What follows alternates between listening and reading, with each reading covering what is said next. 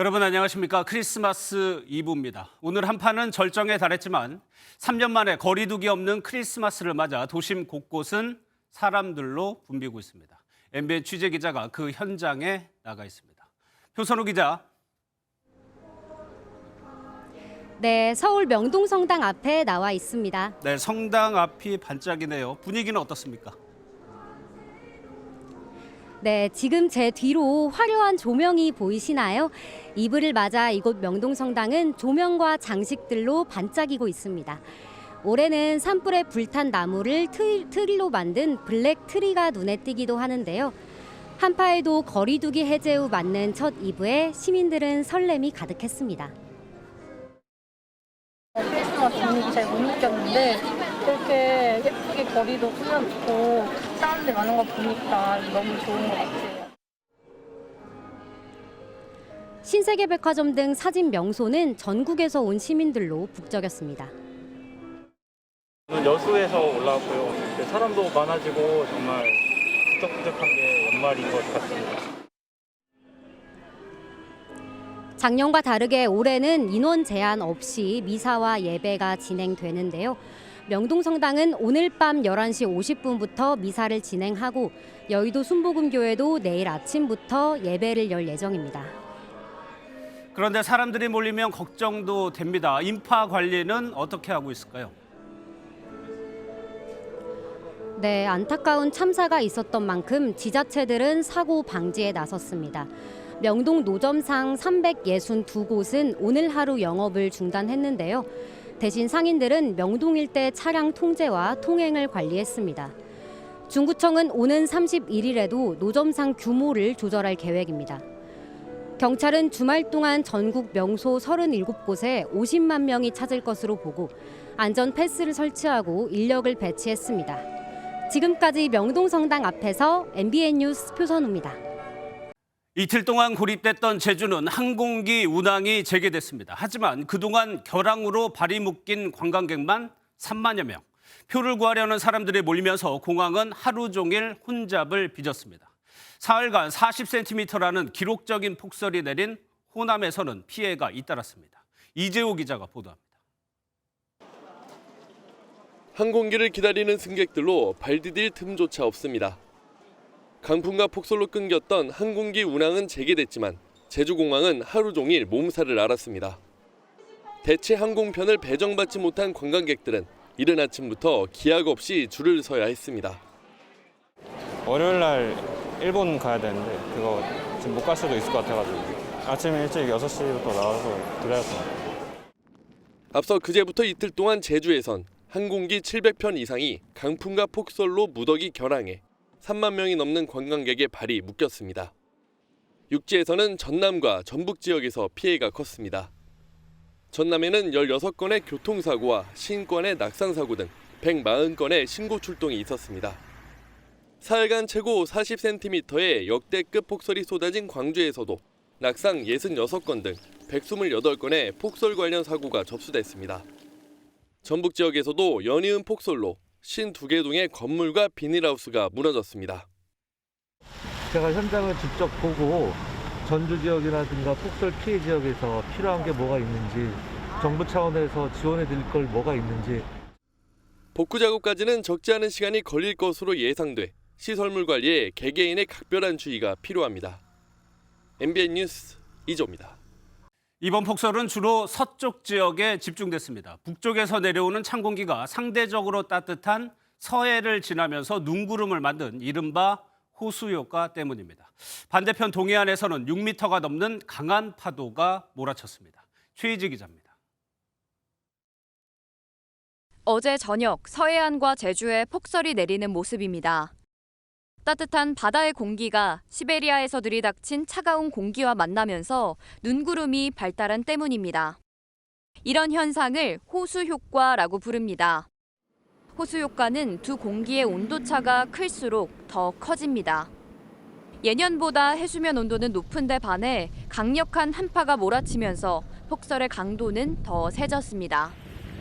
동해안에서는 너울성 파도로 피해가 속출하고 있습니다. 삼척시에서는 4개 항에 정박 중인 어선 3척이 전복되고 7척이 반파됐으며 수산물 저온 저장 시설 유리창이 파손되는 등 사고가 이어졌습니다. 우리나라 북동쪽 멀리 저기압이 강하게 발달하면서 이 동풍을 따라서 이 물결이 높아진 그런 형태의 파고가 동해안으로 멀리 이동해 오며 이번 파도는 높이가 최고 6.2m로 일렁이고 있습니다.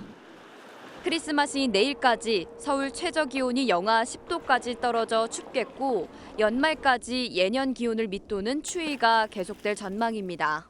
MBN 뉴스 최희지입니다. 이명박 전 대통령은 사면과 복권, 김경수 전 경남지사는 복권 없는 형 면제. 법무부 사면심사위원회의 이 결정을 두고 정치권이 충돌했습니다. 민주당은 5개월 남은 김 전 지사의 형만 면제한 것은 구색맞추기라고 비판했고 국민의힘은 여론조작 사범의 복권은 상식에 맞지 않다고 맞섰습니다. 김태희 기자가 보도합니다. 댓글 조작 혐의로 복역 중인 김경수 전 경남도지사가 5개월의 자녀 형기를 앞두고 연말 특별 사면됩니다. 피선거권이 부활되는 복권은 제외돼 오는 2028년 5월까지 피선거권이 제한됩니다. 이로써 차기 총선이나 대선 출마는 불가능해졌습니다. 앞서 김 전 지사는 사면을 원치 않는다는 뜻을 밝혔지만 받아들여지지 않았습니다. 이명박 전 대통령은 남은 형기 15년을 면제받고 복권까지 됐습니다. 민주당은 발끈했습니다. 이 전 대통령 사면, 복권의 구색 맞추기로 정치적 계산에 따라 남용한 꼼수 사면권 행사라고 비판했습니다. 누가 사면해달라고 했습니까? 자기 눈에 들보는 보지 못한 채 남의 눈에 티끌을 탓하는 격입니다. 국민의힘도 가만히 있지 않았습니다. 여론조작은 자유민주주의의 근간을 흔드는 중대 범죄라는 점을 부각시키며 김 전 지사의 복권까지 요구하는 것은 비상식적이라고 비판했습니다. 독립운동하다 투옥된 독립투사라도 되는 줄 착각하겠습니다. 사면 대상자 명단을 넘겨받은 윤석열 대통령은 이달 27일 국무회의에서 최종 명단을 확정할 예정입니다. MBN 뉴스 김태희입니다. 어제 이재명 대표가 검찰의 소환 요구에 야당 탄압이라고 했죠. 한동훈 법무부 장관은 수사를 받는 정치인이 과장된 발언을 하는 건 자주 있는 일이라고 말했습니다. 그러자 민주당은 왜 김건희 여사에게는 침묵하느냐며 한 장관을 공격했습니다. 우종환 기자입니다. 오늘 새벽 국회 본회의를 마친 뒤 나온 한동훈 법무부 장관은 이재명 더불어민주당 대표의 검찰 출두를 촉구했습니다. 한 장관은 일반적인 국민처럼 사법 시스템 안에서 대응하면 될 문제고 또 그래야 하는 게 법이라고 지적했습니다. 또 야당 탄압, 망나니 칼춤 같은 이 대표의 발언을 두고는 일상적인 발언이라고 평가절하했습니다. 수사를 받는 정치인이 과도하고 과장된 발언을 하는 것은 자주 있는 일 아닙니까? 여권에서도 이 대표를 향한 압박이 이어졌습니다. 양금희 국민의힘 수석 대변인은 죄가 없다면 들어간 문으로 다시 나올 텐데 무엇이 두려우냐고, 김기현 의원은 이실직고하고 용서를 비는 게 유일한 해법이라고 말했습니다. 민주당은 한 장관이 왜 윤석열 대통령 가족 의혹 앞에서는 눈을 감고 있느냐고 반박했습니다. 김건희 여사와 최은순 씨에게는 왜 다른 국민과 똑같은 사법 시스템이 적용되지 않습니까? 민주당에서는 A급 사건인 대장동 의혹이 아닌 C급 사건인 성남FC 의혹으로 소환 요구를 한 건 윗선의 압박이 있었던 게 아니냐는 주장도 나옵니다. MBN 뉴스 우종환입니다. 네, 다음은 부산의 한 신축 아파트에서 벌어진 일입니다. 27층 초고층에서 방충망이 통째로 떨어지는 위험천만한 사고가 났습니다. 그런데 문제는 이런 일이 3번째 발생했다는 겁니다. 이제 막 입주를 시작한 아파트에서 무슨 일이 벌어지고 있는 것인지 박상호 기자가 단독 보도합니다. 부산의 한 아파트 놀이터입니다. 검은색 물체가 공중에서 툭 떨어집니다. 자세히 보니 방충망입니다. 가로 90, 세로 105cm로 무게도 상당합니다.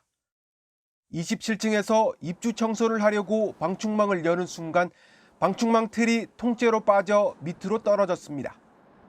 그래서 저는 사람이 떨어진 줄 알고 놀래서 밖으로 나왔어요. 그래서 맞았다면은 그건 상상도 할 수 없는 일이 벌어지는 거죠.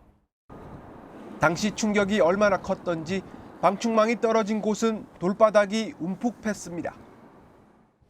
방충망이 떨어진 건 이번이 처음이 아닙니다.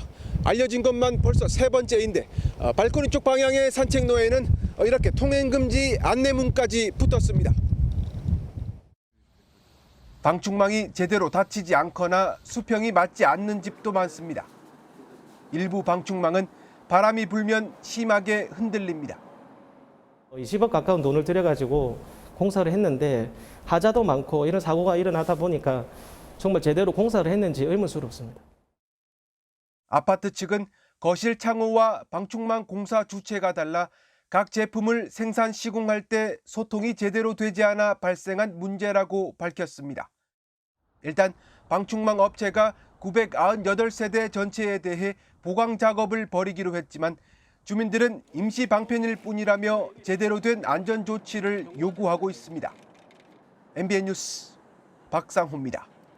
어제 대구의 한 성인 무도장에서 불이 났습니다. 한 명이 숨지고 2명이 다쳤는데요. 화재 현장에서 몸에 불이 붙은 상태로 도주한 남성이 있었는데 경찰이 60대인 해당 남성을 붙잡아서 조사하고 있습니다. 추성남 기자입니다. 대구 신천동의 한 건물입니다. 입구부터 계단까지 검게 그을렸고 유리창은 깨진 채 바닥에 나뒹굽니다. 어제 오후 1시 33분쯤 이 건물 4층 성인 무도장에서 불이 났습니다. 화재는 9분 만에 진화됐지만 무도장 입구에서 불에 타 숨진 50대 여성이 발견됐습니다. 전신에 3도 화상을 입은 40대 남성과 손바닥을 다친 50대 남성은 병원으로 옮겨졌습니다. 그런데 불이 난 무도장은 2달 전부터 영업하지 않은 것으로 알려졌습니다. 관계자의 진술에 의하면 10월 말부터 영업을 안 한 상태입니다. 그럼 안에 사람이 있었던 거는? 저희들 그 부분에 대해서도 저희들 경찰하고 소방하고 조사를 해볼 문제입니다. 경찰은 몸에 불이 붙은 채 도주한 남성이 있다는 목격자의 진술을 확보해 추적에 나섰고 오늘 붙잡았습니다. 이 남성은 대구의 한 모텔에 숨어 있다 긴급 체포됐는데 화재 현장에서 숨진 채 발견된 여성의 지인인 것으로 알려졌습니다. 그분부터 좀 잤어요. 어느 관계인지 그렇게 지금 추정하고 있을 뿐입니다. 아직 말을 안 하니까. 체포 당시 큰 저항은 없었고 다만 범행 당시 입은 화상 때문에 병원 치료를 받아야 하는 상태입니다. 경찰은 치료가 끝나는 대로 구체적인 범행 경위 등을 조사한 뒤 구속영장을 신청할 방침입니다. MBN 뉴스 추성남입니다. 국내 코로나19 확산세가 이어지고 있습니다. 사망자가 70명으로 석 달 만에 최다를 기록했고요. 중국에서는 확진된 뒤에 각종 이상 증세를 보이는 사람들이 늘면서 신종 돌연변이가 출현한 것은 아닌지 우려가 나오고 있습니다. 이혁준 기자입니다. 영시 기준 코로나19 하루 사망자가 전날보다 7명 늘어나 70명대로 올라섰습니다.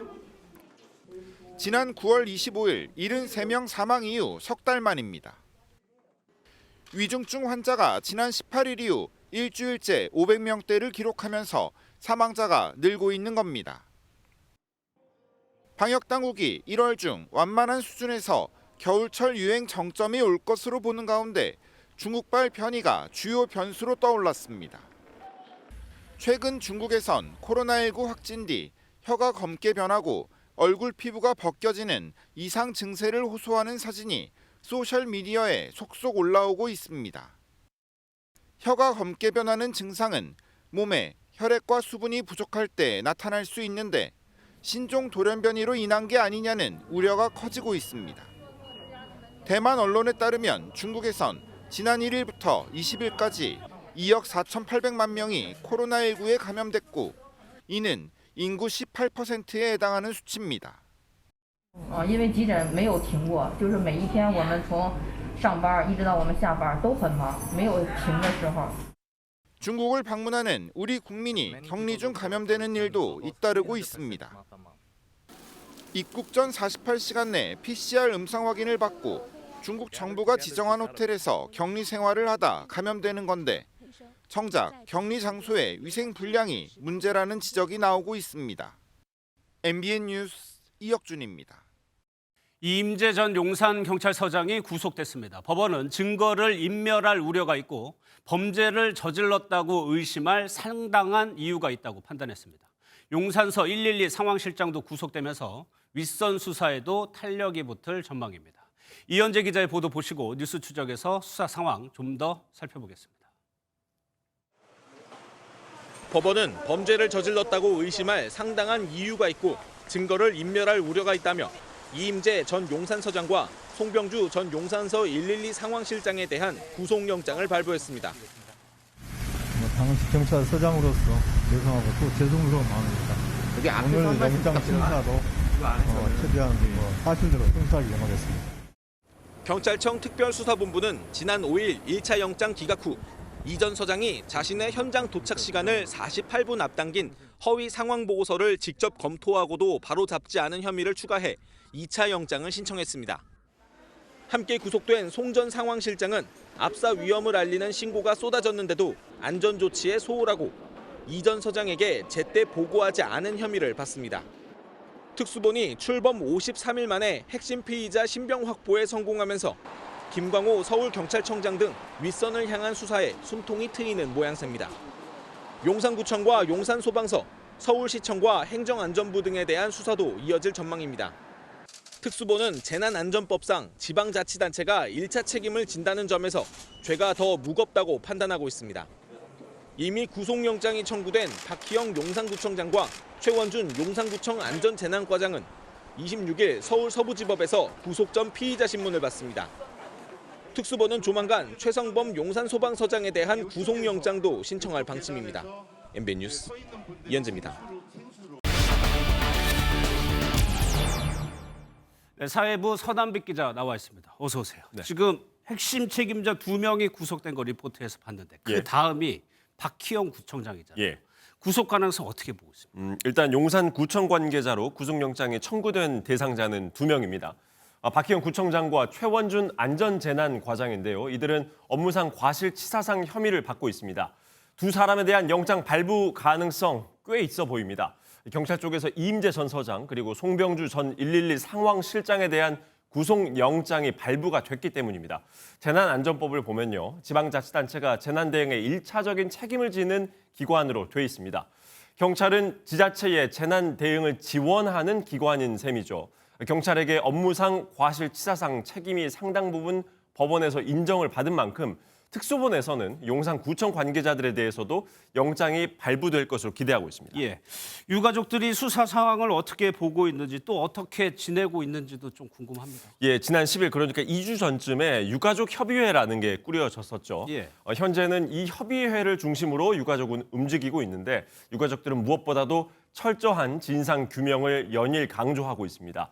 최근엔 국민의힘 지도부를 만나 국정조사 법규를 강하게 요구했었고 그 직후 여당 소속 국정조사 특위위원들이 전격적으로 특위에 복귀했습니다. 어제는 이태원 참사 시민대책회의 등과 함께 기자회견을 열고 이태원역 1번 출구 일대를 공식 추모 공간으로 만들어달라고 요구를 하기도 했습니다.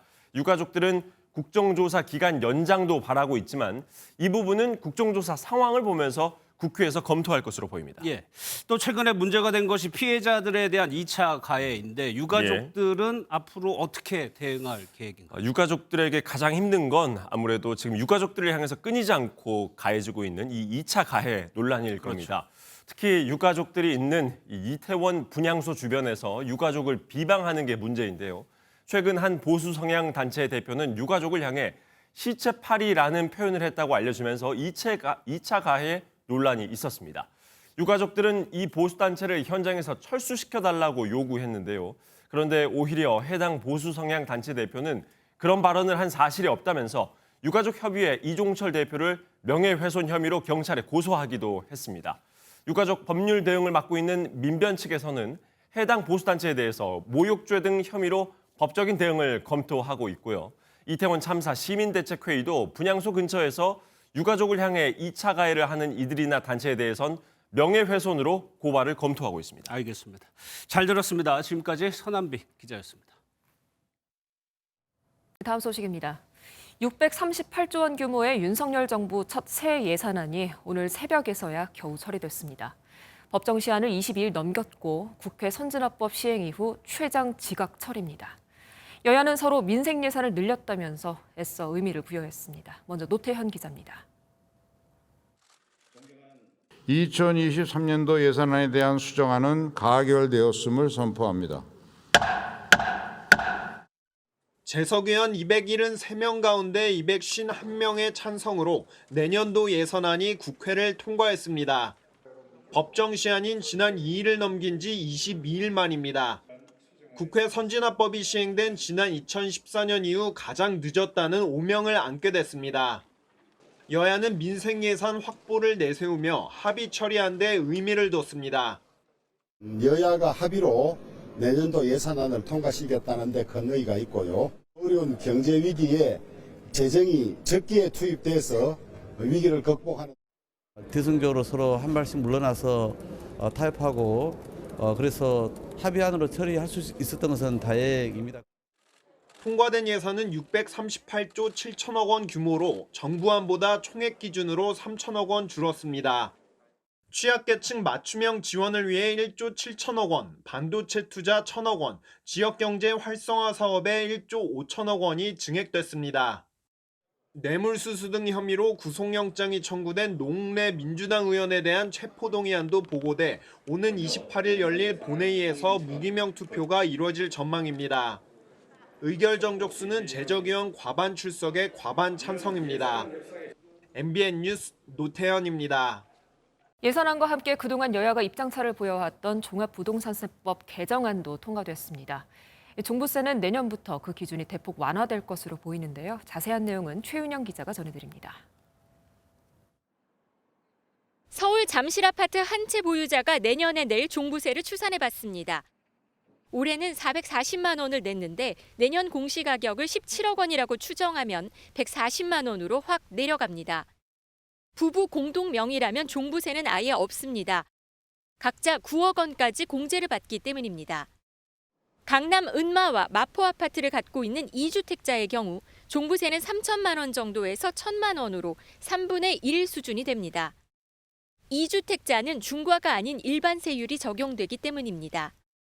중과 세율은 3주택 이상 다주택자가 과세표준 합산이 12억 원, 공시가격으로 약 24억 원을 넘을 때만 적용됩니다. 지방 저가주택을 여러 채 보유하고 있거나 상속을 받아 다주택자가 된 경우 부담이 줄어들게 됩니다. 서울과 지방 이렇게 2개 정도 가지고 있는 경우에도 종전의 종부세 부담 1,500만 원, 1,000만 원을 상회하던 데에서 한 250에서 300만 원 수준까지로 줄어들게 됩니다. 그래서 주식으로 연간 5천만 원 이상 이익을 낸 개인도 금융투자 소득세 납부가 2년 늦춰졌습니다. 가상자산 과세도 2년 늦춰져 연 250만 원이 넘는 수익을 올린 암호화폐 투자자는 2025년부터 수익의 20%를 세금으로 냅니다. MBN 뉴스 최윤영입니다.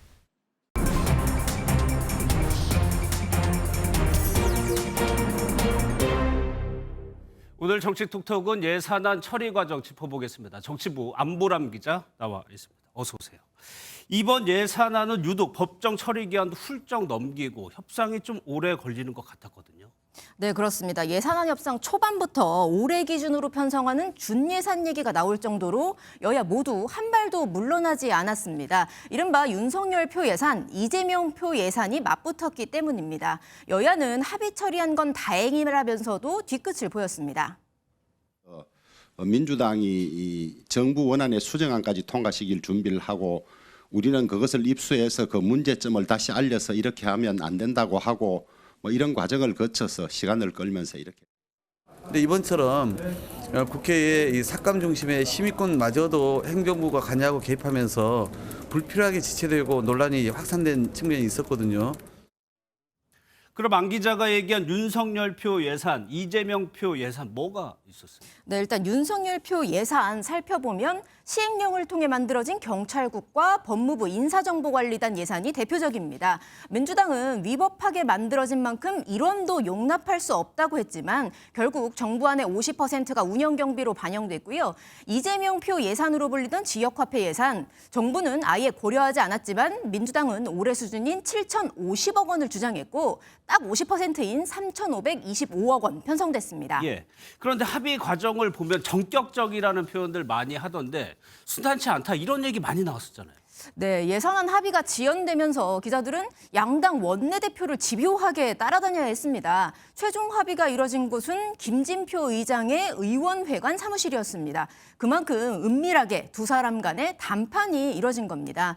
문제는 그렇다 보니 어떤 예산이 왜 늘어나고 줄어드는 건지 알 수가 없다는 겁니다. 그러면 주고받기식 관행이 또 되풀이됐다고 봐야 되는 거예요? 네, 원래 정부 예산안이 나오면 각 상임위에서 심의 의결을 하고 다시 예산결산특별위원회 예산안 조정소위에서 논의 과정을 거치는데 이 과정은 다 공개가 됩니다. 그렇죠. 그런데 여야가 기싸움만 벌이다 예결특위 활동 기한인 11월 30일까지 아무것도 하지 못했고요. 결국 교섭단체와 원내지도부와 예결위 간사 등 소수만 참여하는 비공개 협상으로 들어갔고 그마저도 안 돼서 여야 원내대표 단판으로 넘어간 겁니다. 그야말로 밀실 협상이라 의원들조차 어떤 내용인지 모르고 투표에 나선 셈입니다. 예산안을 보신 의원님들 계십니까? 어떤 분도 세부 내용을 보신 분이 없으실 것입니다. 특히 올해는 예산안 심사와 합의 과정이 더욱더 비공개로 더 은밀하게 진행됐습니다. 그런데 안 기자, 이게 예산안뿐만 아니라 법인세도 그렇고 각종 쟁점 법안들이 있었어요. 이것도 제대로 심사가 안 된 거예요? 네, 그렇습니다. 법인세, 금융투자소득세, 종합부동산세 등 여야 견해차가 워낙 컸는데요. 예산안과 함께 일괄 처리되면서 결국 흥정의 대상이 됐다 이런 비판 나옵니다. 마지막까지 쟁점이었던 법인세는 가결은 됐지만 반대하거나 기권한 사람 71명에 달했습니다. 주로 정의당과 민주당 의원들이었는데 눈에 띄는 사람이 있었습니다. 바로 윤핵관 장제원 의원이 국민의힘에서 유일하게 기권표를 던졌습니다.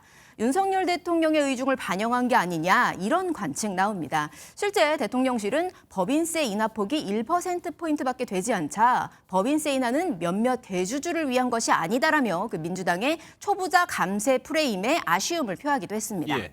그리고요, 전장현이 삼각 지역에서 농성을 해왔는데 예산안 의결을 앞두고 농성을 철회했어요. 혹시 전장현의 요구가 예산에 반영이 된 겁니까? 네, 반영됐다고 하기엔 너무 미미합니다. 여야는 장애인 활동 지원 비용 등 장애인 권리 예산을 좀 늘릴 필요가 있다는 데 공감을 하고 6,653억 원의 증액에 합의했습니다. 하지만 국회 문턱을 넘은 금액 이것의 1.6% 수준인 106억 8,400만 원에 불과했습니다. 예산 통과 기대감에 천막 농성도 접었던 전장현 측 적잖이 실망하는 모습인데요. 박경석 전장현 대표는 민생 예산을 올렸다고 하는데 우리는 민생도 안 되는구나 싶기도 하다 이렇게 말하면서 씁쓸해했습니다. 이 밖에 또 눈에 띄는 예산이 있나요? 네, 지역 상생 장병 특식. 이게 제목이 어려운데요. 이런 사업 예산이 신설됐습니다. 165억 원 배정됐는데요. 뭔가 알아보니까 군 주둔 지역 식당과 연계해서 한 달에 한 번 장병 1인당 13,000원 상당의 외식을 할 수 있게 하는 내용입니다. 예. 장병들이 외식하고 싶은 마음도 충족하고 또 조리병은 그만큼 휴식을 할 수 있고 또 지역 소상공인 매출에도 기여할 수 있는 일석삼조 사업이 될 것이다. 이런 기대 나옵니다. 알겠습니다. 지금까지 정치부 안보람 기자였습니다. 내년부터는 세입자가 집주인의 동의 없이도 집주인의 세금 체납 현황을 열람할 수 있게 됐습니다. 최근 이른바 빌라왕 사망으로 벌어진 전세 사기 피해를 막기 위함인데 전세 계약을 마친 후에야 체납 여부를 알 수 있는 등 한계점도 있습니다. 자세한 내용은 배준호 기자가 전해드립니다. 이른바 빌라왕 김모 씨는 주택 1,139채를 보유하다 지난 10월 숨졌고 60억 원이 넘는 종부세 등 세금을 체납해 소유 주택을 압류당했습니다. 그동안 집주인의 동의 없이는 세금 체납 여부를 확인할 수 없다 보니 천여 명의 임차인들은 이런 사실을 모른 채 계약했고 고스란히 피해를 입었습니다. 저는 미리 알 수가 없는 상황이었는데 그럼 이런 걸 예방을 할 수가 없지 않느냐. 이러한 전세 사기를 막기 위해 국회가 내년부터 임대차 계약을 한 임차인은 집주인의 동의 없이도 집주인의 밀린 세금을 열람할 수 있도록 법을 개정했습니다. 열람 기간은 임대차 개시일까지로 늘고 전국 모든 세무서에서 열람할 수 있습니다. 또한 기존엔 밀린 세금이 있으면 경매 낙찰액에서 세금을 먼저 뺀 다음 전세금을 돌려줬는데 이제 확정일자가 빠른 세입자는 전세금을 먼저 받을 수 있습니다. 반쪽짜리 법이란 지적도 있습니다. 전세 계약을 하기 전까진 세금 체납 현황은 물론 전세 보증보험 가입 가능 여부도 알 수 없어 전세 사기를 막기엔 미흡하다는 우려가 나옵니다. MBN 뉴스 배준우입니다. 글로벌 소식입니다. 프랑스 파리에선 쿠르드족 문화센터 인근에서 대낮 총격 사건이 발생해 3명이 숨지고 3명이 다쳤습니다. 용의자는 프랑스 백인 남성으로 인종차별 범죄 가능성이 나옵니다. 고정수 기자입니다. 프랑스 파리 번화가로 꼽히는 19의 쿠르드족 문화센터. 크리스마스를 이틀 앞두고 이 일대에서 60대 프랑스 백인 남성이 여러 발의 총격을 가했습니다. L'état actuel du bilan que l'on peut faire de victimes, je puis vous dire qu'il y a 3 décédés, une personne en état d'urgence absolue. 로이터 통신은 센터 앞과 식당에서 숨진 3명은 모두 쿠르드인이며 3명이 부상을 입었다고 보도했습니다. 현장에서 체포된 용의자는 지난해 이주민 텐트촌에서 흉기를 휘두른 혐의로 수감됐다가 최근 보석으로 풀려난 뒤 범행을 저질렀습니다. 2016년 살인미수 전과도 있는 것으로 알려졌습니다.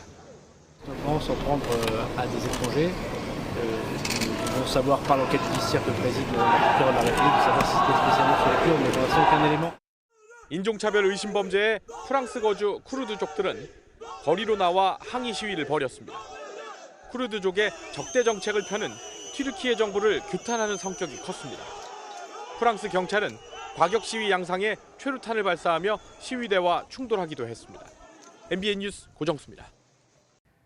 우리나라도 지금 영하 15도 안팎으로 굉장히 춥습니다만 미국은 지금 더한 추위가 왔다고 합니다.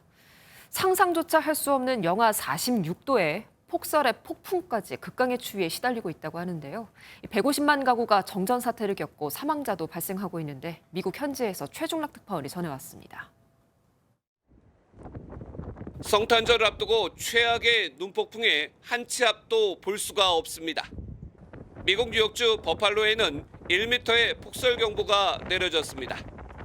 그러더니 불과 10분 뒤 창밖 풍경이 하얗게 뒤덮였습니다. It's seriously, it's dangerously cold. I mean, I would advise anyone if you don't have to be out, don't go out. And if you do go out, well, you need to bundle up. 눈길은 빙판으로 바뀌면서 미끄러진 차량이 강물에 빠져 운전자가 목숨을 잃었습니다. 오하이오주에서는 차량 50대 연쇄 충돌이 발생하는 등 미 전역에서 5명 이상이 사망했습니다. 성탄절과 새 여행객이 몰린 가운데 지난 이틀 동안 항공기 8천여 편이 결항했습니다. There's nothing for 48 hours and no wind in sight. Hope to get on a plane in the next 48 hours or spend Christmas in the airport. 30년 만에 불어닥친 겨울 폭풍으로 48개 주, 미국 인구의 70%에 해당하는 2억 4천만 명이 사는 지역에 경보가 발령됐습니다. 미국 전역에서 150만 가구가 정전 사태를 겪었고 기상악화 우려에 연방정부는 연휴의 이동자제를 권고했습니다. 바이든 대통령도 크리스마스를 앞두고 10년 만에 불어닥친 겨울 폭풍을 매우 심각한 상황으로 경고한 가운데 미 기상청은 다음 주까지 최저기온을 깨는 강추위가 이어질 것으로 예보했습니다. 워싱턴에서 MBN 뉴스 최중락입니다. 오늘 배구장엔 산타 할아버지 대신 연경신이 왔습니다. 흥국생명의 김연경이 크리스마스 이브에 열린 오늘 경기에서 기분 좋은 승리를 안겼습니다. 추운 날씨에 찾아온 만원 관중에게 선물 같은 경기력 보여줬다고 하는데요. 최영규 기자가 전합니다. 크리스마스 이브를 배구 여제와 함께 보내기 위해 홈구장을 가득 채운 팬들. 팬들의 응원 속에 김연경은 초반부터 불을 뿜었습니다. 첫 공격부터 강력한 스파이크로 깔끔한 득점에 성공한 김연경은 상대의 빈틈을 놓치지 않는 정확한 공격에 허를 찌르는 여제다운 플레이로 차곡차곡 점수를 쌓아나갔습니다. 15점을 올린 김연경과 24점을 폭발시킨 옐레나의 활약 속에 흥국생명은 기업은행의 3대0 완승을 거두고 선두 현대건설을 승점 2점 차로 추격했습니다. 이제 팬분들이랑 이렇게 같이 보내게 됐고 또 많은 분들이 와서 응원해 주셨기 때문에 즐겁게 보낼 수 있었던 것 같고. 프로농구 코트에서는 토종 득점 1위 캐롯의 전성현이 크리스마스 맞이 3점 쇼를 펼쳤습니다. 오른쪽에서도 왼쪽에서도 수비수 앞에서도 화력쇼를 펼친 전성현은 개인 통산 최다인 9개의 3점 슛을 넣으며 무려 33점을 기록했습니다. 하지만 전성현 말고 다른 쪽은 철저히 틀어막으면서 6명이 두 자릿수 득점을 올린 KCC가 캐롯을 90대 83으로 꺾고 2연승을 달렸습니다. DB 김종규는 종료 4.2초 전 극적인 결승 득점을 터뜨려 홈팬들에게 짜릿한 역전승을 성탄절 선물로 안겼습니다. MBN 뉴스 최영규입니다. 크리스마스 이브인 오늘도 무척 추우셨죠. 강력 한파에 수도나 보일러 동파 등 불편함이 잇따르기도 합니다. 건강하고 따뜻한 연말을 보내려면 체온 관리는 물론 생활 속 시설물 점검도 필요하겠습니다. 오늘 서울의 아침 기온은 영하 13도 안팎, 대관령은 영하 21도를 넘어서며 매서운 추위가 이어졌죠. 성탄절인 내일도 추위는 계속되겠고요. 전국의 하늘 내일 대체로 맑겠습니다. 하늘에서 떨어지는 하얀 눈을 기대하긴 어렵겠지만 눈이 녹지 못하고 그대로 쌓이거나 언 곳이 많겠습니다. 빙판길 도로 살얼음에 주의하시기 바랍니다. 내일 서울의 아침 기온은 영하 9도 안팎, 낮 기온은 0도 안팎에 머물겠고요. 오늘보다는 추위가 덜하겠습니다. 현재 전국 내륙을 중심으로 한파특보가 내려져 있습니다. 또 중부 곳곳으로는 한파경보로 단계가 격상한 곳이 많습니다. 대부분 해상에는 풍랑특보가 발효 중입니다. 해안가 안전에도 주의가 필요하겠습니다. 동해안 지역 대기가 무척 건조한데요. 화재 발생하기 쉬운 환경인 만큼 불조심해주세요. 추위는 점차 누그러질 것으로 보이고요. 당분간 별다른 눈 또는 비 소식 없이 맑을 것으로 보입니다. 지금까지 날씨였습니다. 네, 오늘 영상 속으로는 서울 시내 곳곳의 크리스마스 풍경을 담아봤습니다. 조영민 기자가 전해드리는 반짝반짝한 모습 보시면서 따뜻한 밤 보내시기 바랍니다. 고맙습니다. Jingle bells ringing in my ear. Jingle bell, a sound that's oh so dear. Frosty the snowman is all around town. Watch out for reindeers are falling down. We stay up waiting for Santa tonight. He climbs down the chimney at the speed of light.